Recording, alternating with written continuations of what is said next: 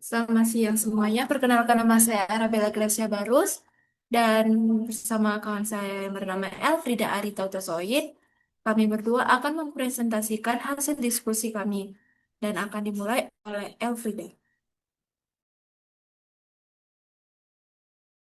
Soal nomor satu, yang pertama, bagaimana distorsi berubah dengan jarak dari meridian pusat pada masing-masing proyeksi? Jawabannya itu, pada proyeksi Mekator, Mekator menggunakan sumbu bumi sebagai sumbu silinder, sehingga garis singgung ada di khatulistiwa. Yang kedua, distorsi meningkat saat menjauhi khatulistiwa atau lintang tinggi. Yang tiga, skala peta bertambah besar ketika mendekati kutub, objek terlihat jauh lebih besar dari ukuran sebenarnya. Lalu, garis meridian dan paralel membentuk grid tegak lurus, tetapi skala tidak seragam. Selanjutnya, ada proyeksi transverse Mercator atau TM. TM menggunakan silinder yang diputar 90 derajat, sehingga garis singgungnya adalah meridian pusat. Yang kedua, distorsi paling kecil di meridian pusat. Lalu semakin jauh dari meridian pusat atau ke arah timur sampai barat, distorsi meningkat.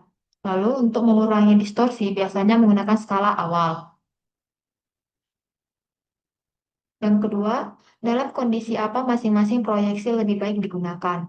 Nah, jawabannya pada proyeksi Mercator, yang pertama itu cocok untuk peta dunia, khususnya navigasi laut.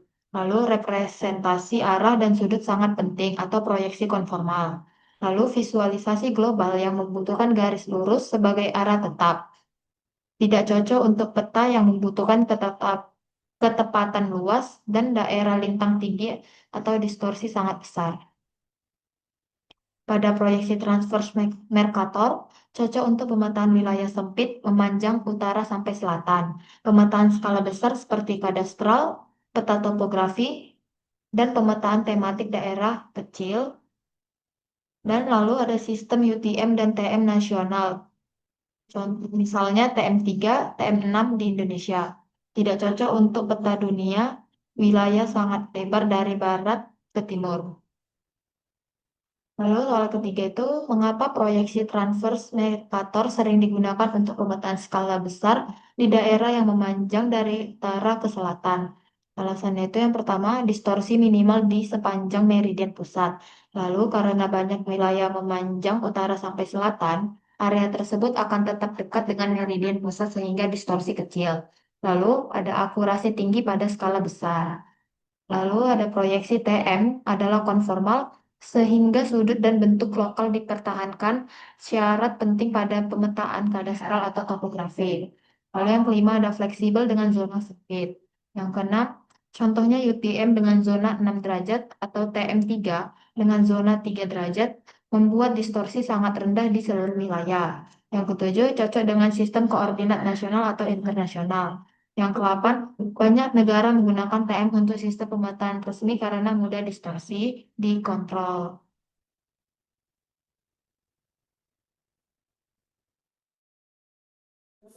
Lalu yang selanjutnya kita akan membahas soal yang kedua.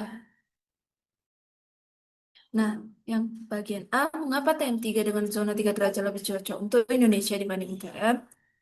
Jawabannya adalah karena Indonesia terletak di daerah Katulistiwa dan memanjang dari barat sampai ke timur, sehingga proyeksi dengan zona lebih sempit 3 derajat membuat distorsi lebih kecil, karena setiap titik tidak terlalu jauh dari meridian pusat.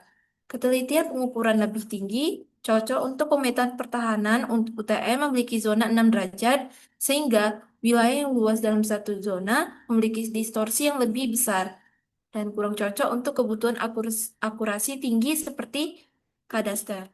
Lalu ya bagian B, apa keunggulan dan tantangan yang dihadapi ketika menggunakan proyeksi TM3 untuk pemetaan administrasi pertahanan? Jawabannya itu, yang pertama keunggulan. Nah, keunggulannya itu ada akurasi tinggi karena zona sempit. Lalu distorsi jarak atau luas sangat kecil. Nah, itu cocok untuk sertifikat tanah. Lalu yang selanjutnya konsisten dipakai nasional oleh BPN. Lalu ya tantangannya. Nah, tantangannya ada banyak zona. Nah, banyak zona ini sistem koordinatnya lebih kompleks. Lalu penggabungan peta antar zona membutuhkan transformasi tambahan. Lalu selanjutnya penggunaan harus memahami parameter zona dan meridian pusat. Yang bagian C, bagaimana TM3 mengurangi distorsi untuk pemetaan tanah skala besar? Nah, jawabannya itu caranya itu meridian pusat setiap zona dibuat lebih dekat ke area pemetaan. Nah, koefisien skala awal itu harus lebih kecil dari satu pada meridian pusat, membantu untuk meratakan distorsi sepanjang zona. Nah, maka hasilnya itu pengukuran jarak, sudut, dan luas jauh lebih akurat. Nah, cocok untuk pemetaan detil skala besar, seperti 1:1000, 1:2500, dan 1:5000. Nah, sekian dari hasil diskusi kelompok kami. Kami mengucapkan terima kasih.